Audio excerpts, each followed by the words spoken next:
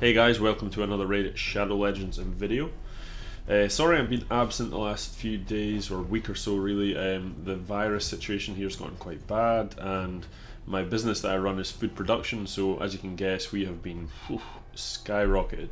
We have been so busy and it's been stressful, so haven't really been able to get on, but I'm glad to get back on the game, glad to do some more videos, take my mind off the whole situation. So let's go ahead with the review for Krisk the Ageless, my favourite legendary at the moment.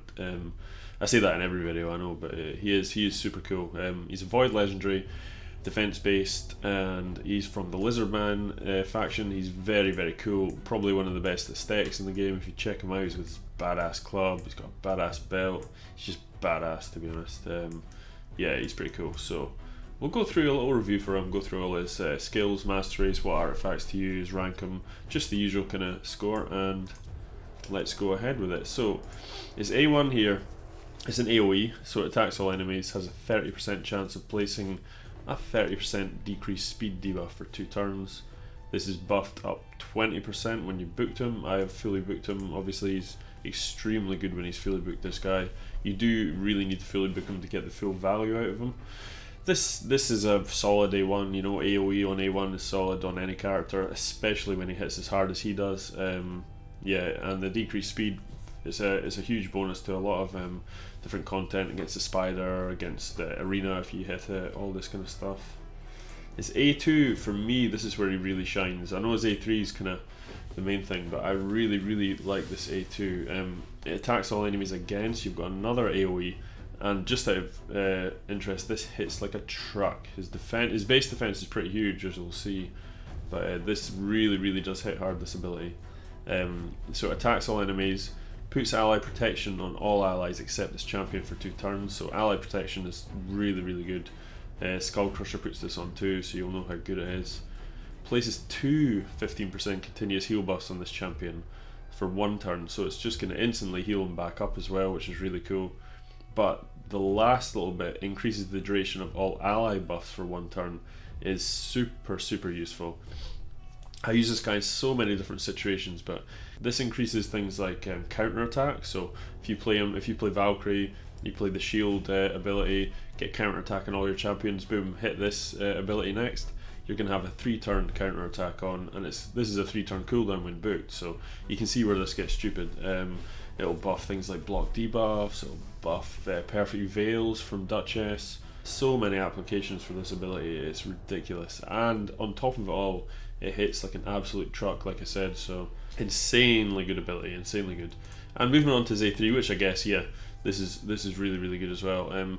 Places a provoke debuff on all enemies for 1 turn. Then afterwards, it's going to make his defense up 60% for 2 turns, which is really good, and an increased speed on all allies for 2 turns of 30%. So you know, this guy does it all, to be honest. He's a speed buffer, he increases his own defense, he does provoke AoE, he does decrease speed AoE, he ally protects, he puts heals on himself, he'll, you know, increase the duration of all your buffs. He's insanely good. And then this last one, the passive, this, actually I know I said that about the Vigor ability, but because this is a passive, this makes him really dangerous. And I've found clan boss and arena at the start of each round, so it's important to know that's only going to happen in arena once. Obviously it's not the start of each turn, it's just the start of the round. Also clan boss, it's just going to be right at the start of the round. Places a shield buff on all allies for 2 turns, equal to 50% of this champion's max HP. So that's not really where it is. The main part though is, has a 75% chance, which is 100% when booked, of placing the big decreased defense and big decreased attack on attacker for 1 turn when hit. Now that doesn't last just at the start of the round, that's the whole way through the fight. You know, just forget about that whole first line up to this sentence dot right here. That whole bit is all the time. So anytime he's attacked by an AoE or single target, there's a 100% chance, provided the accuracy is high enough on him, of the attacker getting a decreased defense and decreased attack, the big version, which is insane. So I actually use this guy for my attack down for the clan boss. I know not many people do, but he's fantastic for it, and he's got so much other utility. In arena, this is insanely good. So many applications for this ability. So yeah, that's his kit. You can see why he's one of the best champions in the game. He's Insanely good kit. Let's quickly have a look at his masteries. Yeah, so I don't have him masteried for arena just now. I've actually stuck him in a clan boss build, hence why I've got him in this. This is only useful for clan boss. Obviously you're going down to War Master to get that extra ability. No matter what happens, you want him down this same support tree, so you want more accuracy. You want, yeah, it's that much accuracy, but you also want both Master Hexer and Lasting Gifts, because again he puts debuffs and buffs up. This is his main part. He's doing loads of debuffs and loads of buffs for yourself. So if you were to use him in arena, you want to go down the defense tree ideally, so probably ending up at, I don't know, probably Unshakable, or you could actually go down one of these and you could give him, I wouldn't maybe put him in more max HP, increasing more turn meter, things like that. Yeah, something like this maybe. I think I did actually have him in Unshakable when it came to the arena, and I just went down a kind of resistance heavy build as well, so but you can play about with it. But yeah, if you are going to come down to the defense tree, the more defense he's got, the more damage he's going to do, so that's a bonus. But resistance is good in arena just now. It's really the meta at the moment, so that is where you want to go.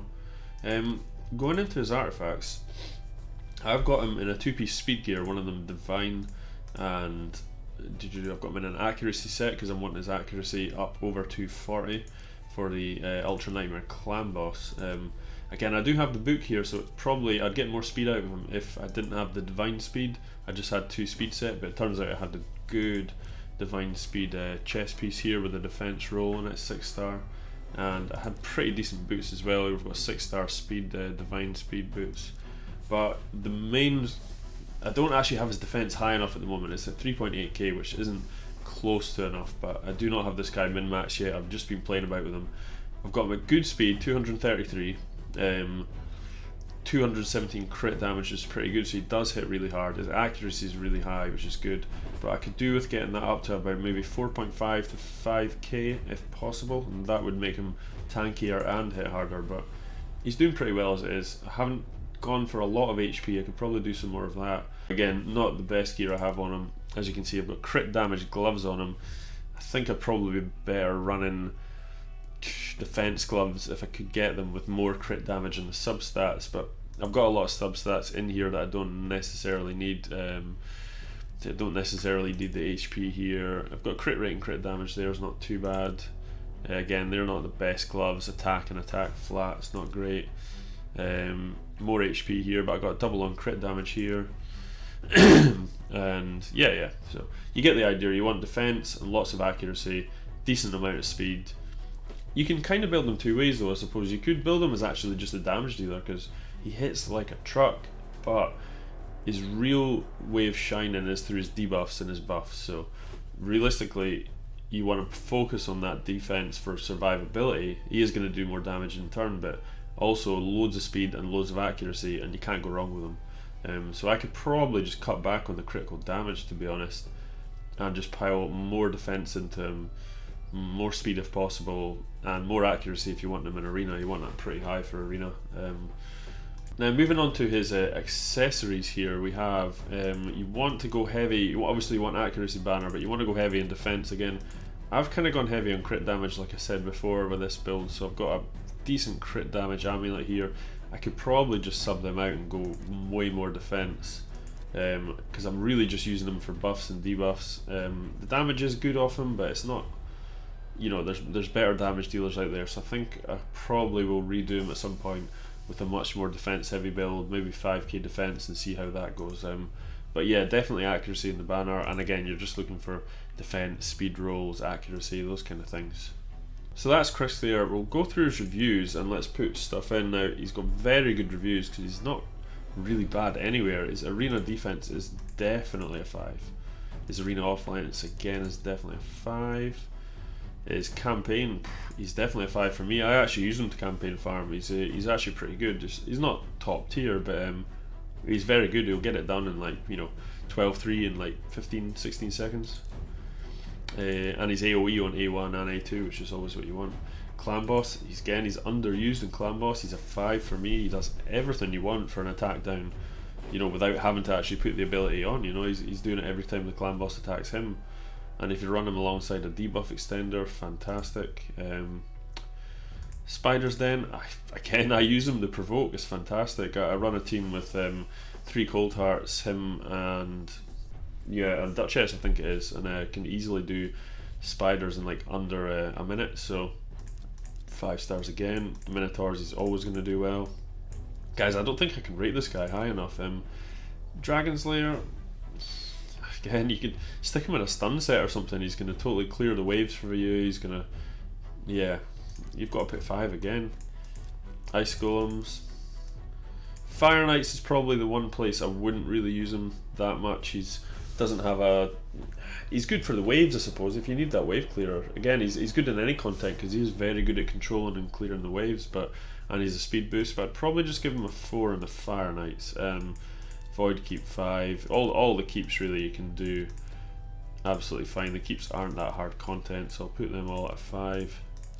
And Faction Wars, he's 100% a 5. One of the best, well, definitely the best champion from the Lizardmen for Faction Wars, I think. So that is it. Yes, I would like to submit those readings. So yeah, that's Krisk, guys. He is awesome. I hope you guys managed to pull him, and if you have pulled him and you're looking at this video, congratulations. So yeah, I hope you guys enjoyed the video, and I'll be doing more content in the next few weeks coming up. I'm going to have a lot of time because we're all supposed to be staying at home. So yeah, hope you guys enjoyed it, and have a great day, folks. Take it easy.